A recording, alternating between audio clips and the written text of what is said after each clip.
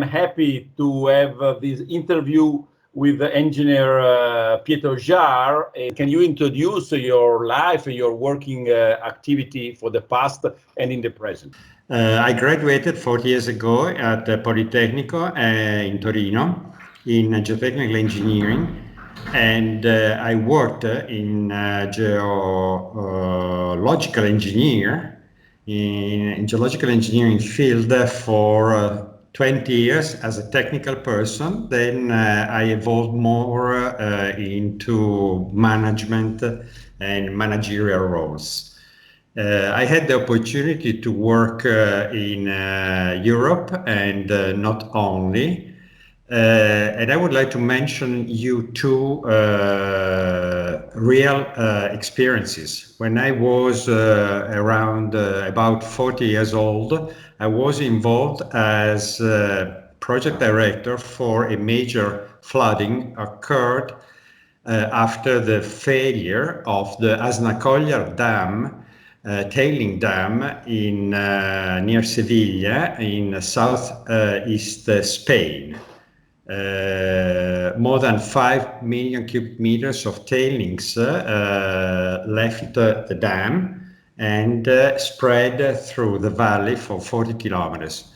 More than 200 million euros of reclamation works, and a few years after we had to close the mine. And in performing that activity, I had to use all my experience in terms of studies, in terms of geology, hydrogeology, modeling, geotechnical engineering, civil engineering, and on top of that, all the practice in terms of managing relationship among stakeholders. We had the authorities looking at the situation of the environmental damage.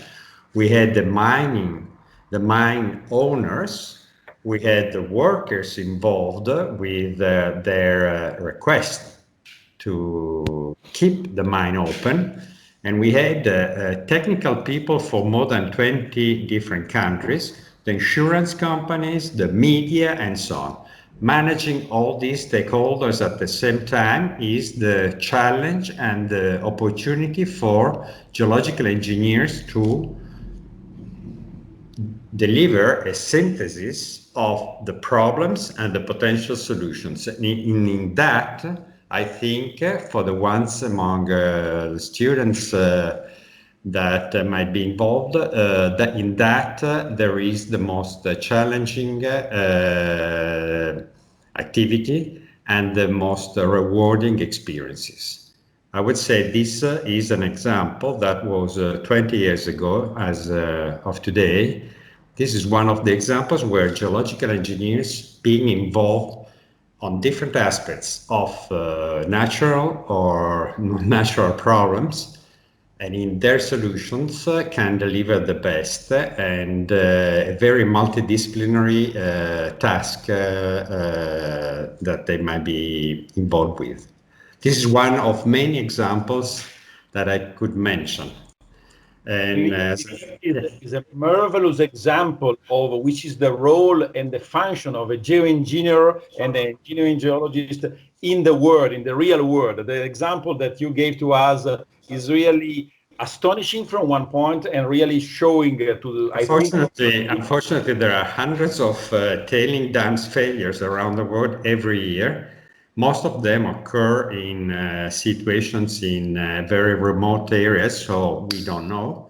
But since 20 years ago, I could mention that a few years ago, we had a very important failure of a tailing dam in Brazil, near Sao Paulo. And again. In Italy, 30 or 40 years ago, we had another tragedy with more than 200 people killed, if I remember, in the Val di Stava tailing dam failure. So geological engineers are very often involved in real issues which involve not only a small part of a dam and mine, etc., but the overall facility in designing it, reclaiming it, building, repairing, and so on. Other examples I might mention in my career concern the urban transformation occurred in Torino, in our city, for more than 20 years since the main factories were closed. We had to reinvent the new city to create the new universities, the new offices, the new office buildings, new residential buildings, and the like.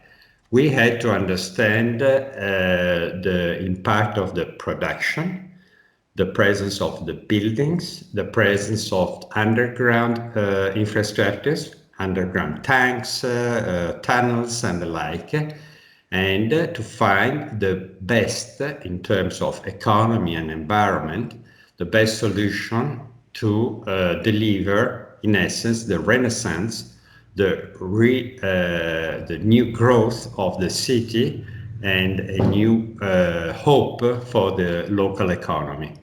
20 years of very incredible, very interesting experiences where again we had to coordinate architects, civil engineers, geologists, hydrogeologists, public administrators, and again the media, the local population, and so on.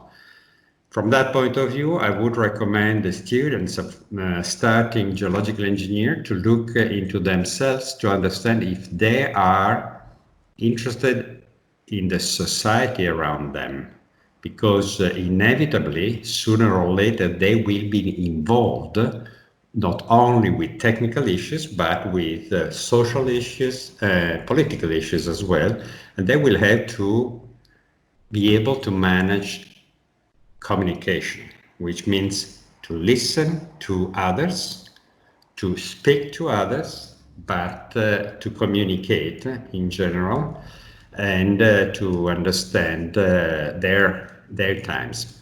Perfect.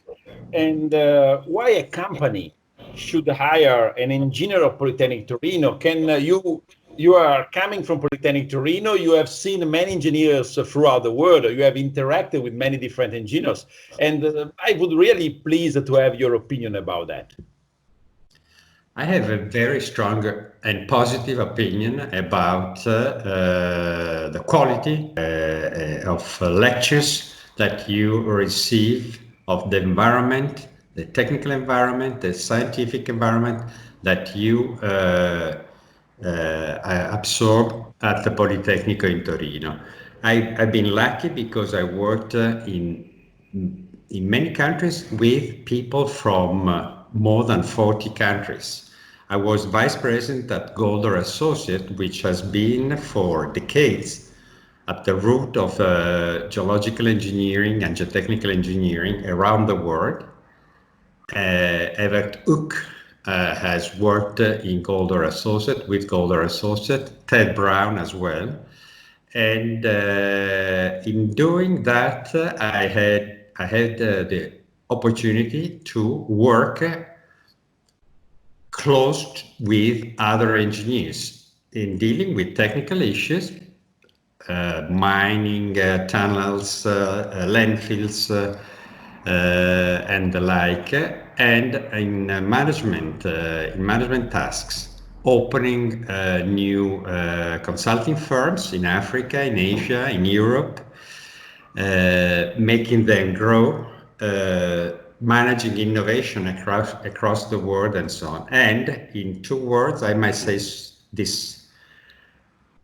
In Torino, you don't get a huge specialization, but you get all the tools that you need to specialize yourself later without missing, however, a deep, strong, robust knowledge of the basic sciences and technologies that you really need in order to cope not with the old problems, but with the new problems. When you have new problems, you need to have the tools in order to manufacture the new solutions. And nobody can give you those tools, but nobody can give you the solutions. But if you have the tools, you will be the solutions that the society needs. And so we all know that in the next decades, the geological engineers and so on will have to cope with unprecedented, unforeseen problems. If we just look at the last 6 months with the COVID crisis, we might understand that the challenges that we will have to cope will be very continually different from what we expected. And hence, a university like Polytechnico, which is giving you the tools to manufacture the solutions and not prefabricated solutions, is giving you an asset which is of much higher value than anyone else.